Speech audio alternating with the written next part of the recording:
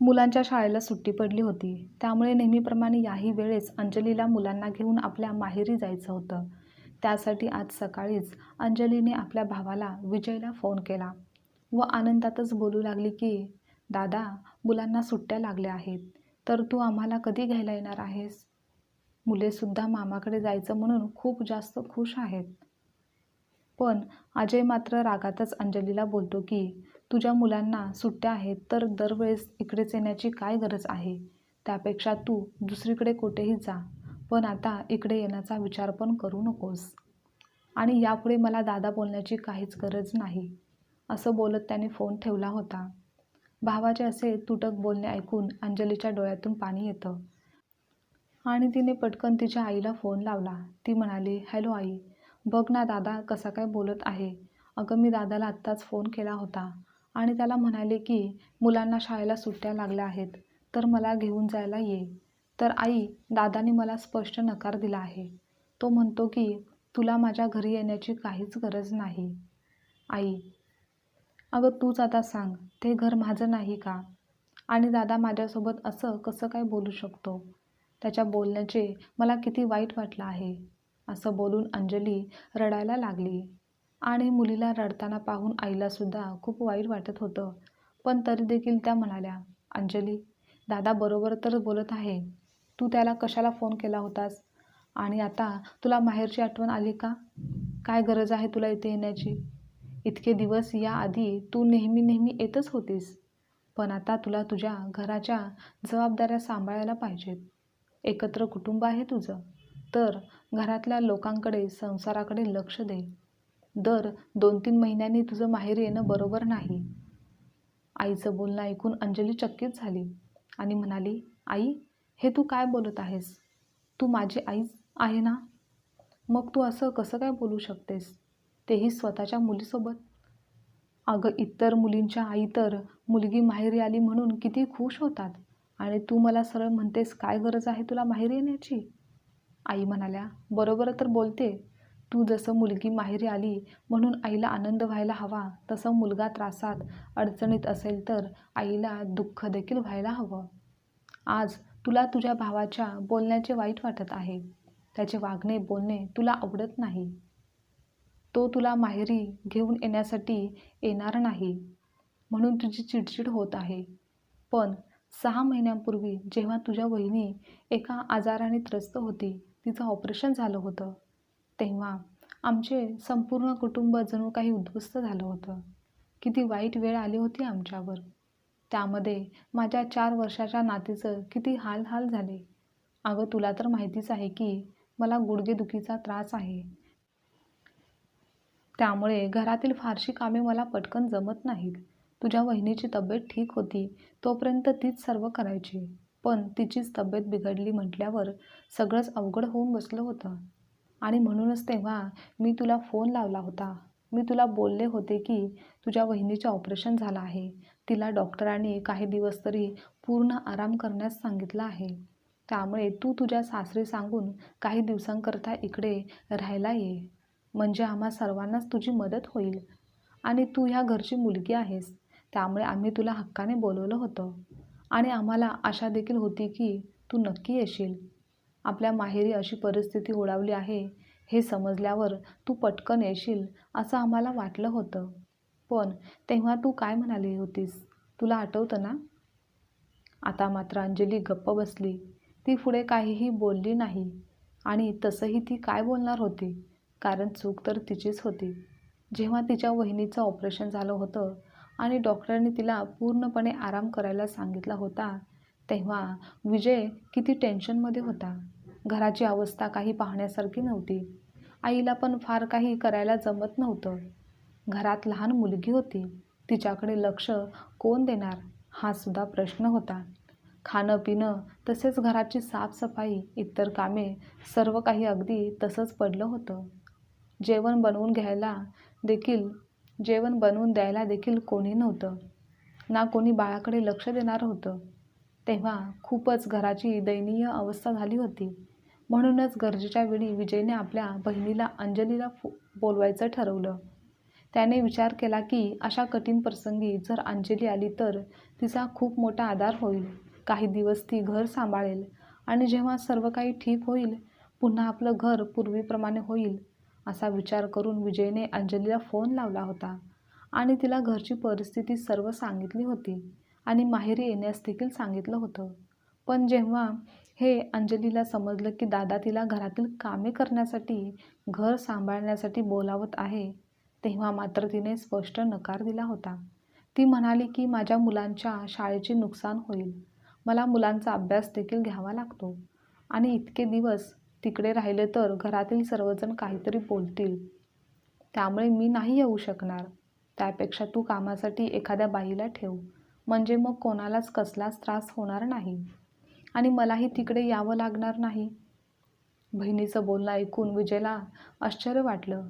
खरं तर अधूनमधून व वरचेवरच अंजली तिच्या मुलांची शाळा सुरू असताना देखील कितीतरी दिवस येऊन राहत होती. तेव्हा तर बोलायची की असू दे, शाळा चुकली तर काय झालं, अजून मुले तर लहानच आहेत. पण तेव्हा एकदासुद्धा तिच्या मनात मुलांच्या शाळेचा विचार येत नव्हता. आणि आज जेव्हा माहेरी सर्वांनाच तिची गरज पडली होती, तेव्हा मात्र तिने न पटणारी कारणे सांगून स्पष्ट नकार दिला होता. त्यामुळे शेवटी नाईलाजाने विजयने कामावरून काही दिवसांची सुट्टी घेतली. कारण जबाबदारीने पाहणारं घरी इतर कोणीच नव्हतं. त्यानंतर तो एकटाच बायकोची, मुलीची काळजी घेत होता व आईलाही घरातील इतर कामे करण्यासाठी मदत करत होता. कारण आईलाही एकटीला सर्व काही जमत नव्हतं. तेव्हा जेवण कधी बाहेरून आणत होते, तर कधी आईला जमेल तसं ती कधी घरी करायची आणि विजय घरातील लादी, कपडे, भांडी ही कामे करायचा. असेच काही दिवस तरी चालू होतं. पण बाहेरचं जेवण कोणालाच फारसं आवडत नाही, म्हणून आईच कशीबशी उभे राहून जेवण करायची. पण नंतर तिलाही त्रास व्हायचा आणि विजयलाही घरातील कामाची कधीच सवय नव्हती. त्यामुळे त्यालाही फारसं काही जमत नव्हतं आणि शिवाय कामावरून सुट्टी घेतली होती, त्यामुळे ते एक हुरहुर मनात होती. शेवटी नवऱ्याची व घराची अवस्था पाहून विजयची बायको 15-20 दिवसांनी हळूहळू घरातील कामात मदत करू लागली होती. कारण तिला सर्वांचे हाल काही पाहवत नव्हते. जेव्हा कोणी अशा परिस्थितीतून जात असतं आणि कोणी आपलं असूनही जर मदतीला येत नसेल, तर तेव्हा वाईट वाटणं, मन दुखावणं स्वाभाविक आहे. आणि ज्याच्यासोबत हे सर्व घडलं आहे त्यालाच ते अधिक समजू शकतं. तेव्हा अंजलीने स्पष्टपणे नकार दिला होता. ती बोलली होती की मला तिकडे यायला जमणार नाही. तू त्यापेक्षा कामवाली बाई लाव. असं बोलणं ऐकून विजयला तिचा खूप राग आला होता. कारण इतर वेळेस तर ती माहेरी येऊन निवांत राहायची. ती कधीही आली तरी तिची वहिनी तिचं हसून स्वागत करायची. तिचा नीट पाहुणचार करत होती. अंजलीला कधीच माहेरी वाईट वागणूक मिळाली नाही. अंजलीच्या सासरी तिचे सासू, सासरे, दीर, जाऊ सर्वजण एकत्र राहत होते, म्हणून तिला कसलीच काळजी नव्हती. त्यामुळे ती कितीतरी दिवस माहेरी येऊन निवांतपणे राहत होती. पण आज जेव्हा माहेरी तिची गरज पडली, तेव्हा मात्र तिने बाजू काढली. घरातील कारणे, सर्व कामे तिला एकटीला करावी लागतील म्हणून तिने स्पष्टपणे नकार दिला. याचाच राग मनात धरून आज जेव्हा अंजली विजयला माहेरी घेऊन जायला ये असं बोलली, तेव्हा त्याने स्पष्टपणे नकार दिला होता की तू इकडे अजिबात यायचं नाही. त्यामुळे अंजलीने आपल्या आईला फोन लावून भाऊ काय बोलत आहे ते रडत सांगितलं होतं. पण ह्यावेळी आईने देखील अंजलीची साथ दिली नाही. कारण त्यांना देखील आपल्या मुलीचा आगाऊपणा व असं विचित्र वागणं व्यवस्थितपणे लक्षात आलं होतं. आता 1 ते 1.5 महिना त्या सर्वांनीच कोणत्या अवस्थेत घालवलं हे आईने स्वतःच्या डोळ्यांनी पाहिलं होतं. त्यामुळे त्यांनी देखील मुलीच्या बोलण्याकडे लक्ष दिले नाही. पण जेव्हा अंजली जिद्द करायला लागली, तेव्हा आई म्हणाल्या की हे बघ अंजली, हे तुझं माहेर आहे. जर तुला इकडे यायची इच्छा असेल तर तू स्वतः ये. तुझ्या भावाला सांगण्याची हिंमत ठेव. कारण गेल्या काही महिन्यात जे काही घडून गेलं आहे, जे काही आम्ही सहन केलं आहे, त्यावरून तरी मी त्याला काहीही समजावणार नाही. असं बोलून त्यांनी फोन कट केला. आता खरं तर मुलीला धडा शिकवणं देखील गरजेचं होतं. कारण परिस्थितीची जाणीव करून देणं गरजेचं होतं आणि ती तिच्या माहेरच्या माणसांशी एकनिष्ठ राहू शकत नाही, तर तिच्या सासरच्या लोकांशी कशी एकनिष्ठ राहू शकते. असं आईला वाटत होतं. आईने फोन कट करताच अंजली अस्वस्थ झाली. मुलांना तर सुट्टी पडली आहे, त्यामुळे तिने विचार करत होती की माहेरी गेल्यावर 15 दिवस आरामात मजेत घालवेल. कारण इथे सासरी राहिलं तर मुलांना सुट्टी असून देखील सकाळी लवकर उठावं लागेल, अंघोळ करून घरातील कामे करावी लागतील आणि दिवसभर सगळ्यांचं सर्व काही करावं लागेल. याची भीती होती, म्हणून तिला माहेरी जायचं होतं. पण आज तिला माहेरी घेऊन जायला विजय तर तयार नव्हता आणि तिकडे तिची आई देखील तिचं काही ऐकून घ्यायला तयार नव्हती. विजयचा राग पाहून ती आधीच घाबरली होती, त्यामुळे त्याला पुन्हा फोन करण्याची तिच्यात काही हिंमत झाली नाही. त्यामुळे आईच होती जिला फोन करून ती दादाला पाठवून दे असं सांगायची. पण ह्या वेळेस ते शक्य नव्हतं. 4 दिवसानंतर तिने पुन्हा एकदा आईला फोन लावला आणि म्हणाली, "अगं आई, आणखीन किती दिवस तू आणि दादा माझ्यावर नाराज राहणार आहात? आई, दादाला सांग ना फोन करायला." "अगं, मी त्याची लहान बहीण आहे. मला तुम्हा सर्वांची आठवण येत आहे." मुलीचं बोलणं ऐकून आई म्हणाल्या, "अगं अंजली, काहीच दिवसांची तर सुट्टी आहे ना, मग काय हरकत आहे तिथे सासरीच आरामात राहा ना, तेही तुझंच घर आहे." त्यावर अंजली म्हणाली, "अगं आई, तुला कसं काही समजत नाही. येथे थंडीमध्ये मला सकाळी सकाळी उठावं लागेल, अंघोळ करून घरातील सगळी कामे करावी लागतील आणि दिवसभर घरात मुलेही असतील तर त्यांच्याकडे लक्ष द्यावं लागतं. सकाळी उठल्यापासून ते रात्री होईपर्यंत फक्त कामच करावं लागतं." अंजली पुन्हा एकदा अस्वस्थ होऊन आईला म्हणाली, "आई, तू सांग ना दादाला. तू त्याला सांगितलं ना तर तो तुझं नक्की ऐकेल आणि मला निवांतपणे तिकडे राहता देखील येईल." तेव्हा आई म्हणाल्या, "नाही अंजली, मी काहीही बोलणार नाही. तुलाच बोलावं लागेल, कारण की तुझी चूक आहे आणि तसंही तू फक्त कामाच्या भीतीनेच इकडे यायला नको म्हणत होतीस ना, आणि आता सासरी काम करावं लागते म्हणून तेथून देखील पळ काढत आहेस का? हे बघ, त्यापेक्षा गपचूप तिथेच राहा आणि घरातील सर्व कामे कर. शेवटी ते तुझं सासर आहे.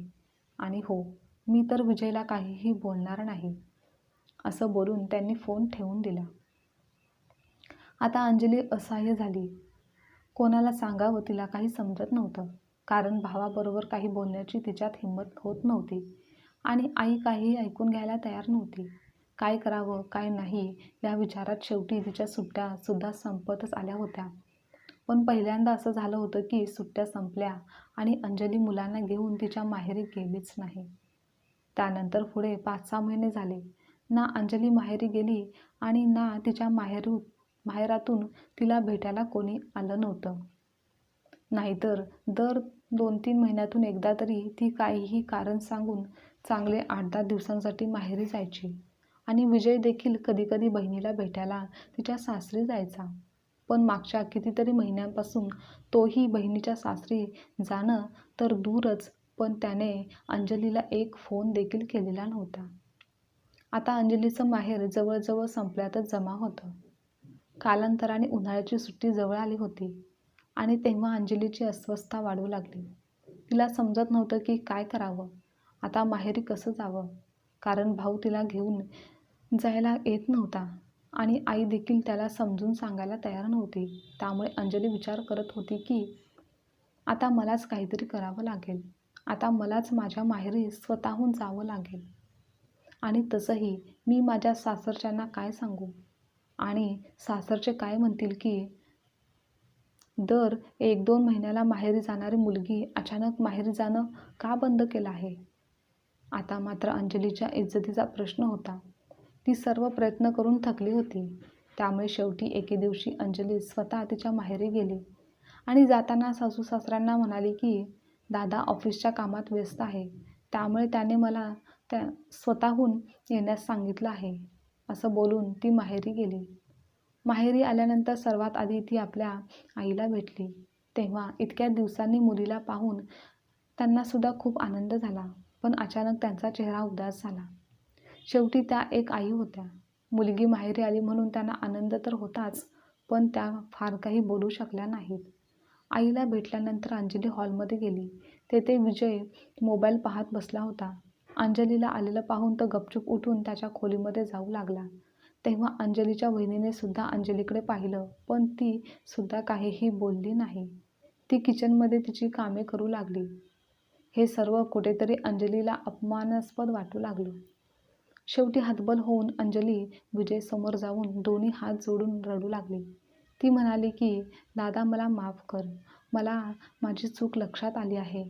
माझ्या चुकीची एवढी मोठी शिक्षा मला देऊ नकोस. माझं माहेर तोडू नकोस. मी माझं माहेर तुटलं तर माझ्या सासरच्यांना काय तोंड दाखवू की इतक्या लवकर माझं माहेर तुटलं, ते सुद्धा माझ्या एका चुकीमुळे. दादा, आता मी एवढा अपमान सहन करू शकणार नाही. माझ्याकडून चूक झाली. पुन्हा असं कधीच होणार नाही. हे बघ, मी तुझी लहान बहीण आहे. तुला वाटेल ती शिक्षा दे मला, पण माझ्याशी असलेलं नातं तोडू नकोस प्लीज. माझ्यासोबत बोल, काहीतरी बोल. इतक्यात तिथे वहिनी आली. वहिनीला पाहून अंजली म्हणाली, वहिनी तू तर समजावून सांग ना दादाला. वहिनी, मला ठाऊक आहे की अडचणीत फक्त आपलेच लोक मदतीला येतात. जेव्हा तुम्हा सर्वांना माझी गरज होती तेव्हा मी आले नाही. पण एखाद्या व्यक्तीला चूक झाल्यावर समजतं तशीच मलाही समजलं आहे. तू मला माफ करणार नाही का? तेव्हा वहिनीने तिच्याकडे लक्षपूर्वक पाहिले. तेव्हा तिच्याकडे पाहिल्यावर असं वाटत होतं की अंजलीला खरोखरच तिच्या चुकीबद्दल पश्चाताप वाटत आहे. पण तेव्हा ती तिला काहीच बोलली नाही, तर म्हणाली की, ताई, मी तुमच्यावर रागावलेली नाही. नाराज तर तुमचे दादा आहेत. कारण अशा अवस्थेमध्ये सर्वात जास्त त्रास त्यांनाच झाला आहे. कितीतरी दिवस ऑफिसवरून घरी राहावं लागलं होतं. घरातील सर्व कामे करावी लागली होती. बाळाला सांभाळावं लागलं होतं. त्यामुळे जर तुमच्या दादाने तुम्हाला माफ केलं तर असं समजा की मीही तुम्हाला माफ केलं आहे. तेव्हा अंजली धावतच पुन्हा आपल्या भावाकडे गेली आणि म्हणाली, दादा मला माफ कर ना प्लीज. तेव्हा विजय म्हणाला, नाही अंजली, तू तुझ्या सासरी जा. आता आम्हाला तुझी काहीही गरज नाही. आता मी तुला माझ्या घरात अजिबात सहन करू शकत नाही. इतके महिने झाले होते, पण अजूनही त्याचा राग काही शांत झालेला नव्हता. त्याच्या चेहऱ्यावर स्पष्ट दिसत होतं की तो दुखावला गेला आहे. आई शांतपणे हे सर्व पाहत होत्या. अंजलीने कितीतरी वेळा त्याला मनवण्याचा प्रयत्न केला, पण तो काही ऐकून घ्यायलाच तयार नव्हता. त्यामुळे हार मानून अंजली डोळ्यात अश्रू घेऊन सासरी जायला निघाली. मुलीला आल्यापावली परत सासरी जाताना पाहून आईच्या डोळ्यात देखील पाणी आलं, पण त्या काहीही बोलल्या नाहीत. खरं तर वाईट वहिनीला देखील वाटलं होतं. तिला देखील आवडलं नाही, पण त्या काहीच करू शकल्या नाहीत. अंजली जशी गेटजवळ पोचली तेव्हा पाठीमागून विजयने तिला आवाज दिला, थांब अंजली, हे घर जितकं माझं आहे तितकं तुझंही आहे. तू तुझ्या आईच्या घरी आली आहेस, त्यामुळे तुला जितके दिवस राहायचं आहे तेवढे दिवस राहा. पण हो, आता माहेरी आल्यावर तुझी सगळी कामे तू स्वतः करायची. माझी बायको यापुढे तुझी कसलीच सेवा करणार नाही. तुला जे हवं ते तू बनवून घे, असं तो खूप शांत आवाजात बोलला आणि त्याच्या खोलीत निघून गेला. अंजलीने जे मागे वळून पाहिलं तर आई व वहिनी उभ्या होत्या. त्यांनी अंजलीला आत बोलावून घेतलं. एवढं सर्व काही झाल्यानंतर एक गोष्ट मात्र अंजलीला व्यवस्थितपणे लक्षात आली होती की मुलींनी नेहमी माहेरचं सुखच पाहू नये, तर माहेरच्या दुःखात देखील आपल्या माणसांच्या पाठीशी उभं राहिलं पाहिजे. जेव्हा त्यांना मदतीची गरज असते तेव्हा त्यांना कोणतंही कारण न देता मदत करायला हवी. आता त्यापुढे अंजली जितके दिवस माहेरी होती तेवढे दिवस ती वहिनीला कामात मदत करत होती. कदाचित आईला अंजलीला जो धडा शिकवायचा होता तो ती व्यवस्थितपणे शिकली होती. आजची कथा तुम्हाला आवडल्यास लाईक, शेअर, कमेंट करा आणि चॅनलवर नवीन असाल तर चॅनलला सबस्क्राईबसुद्धा नक्की करा.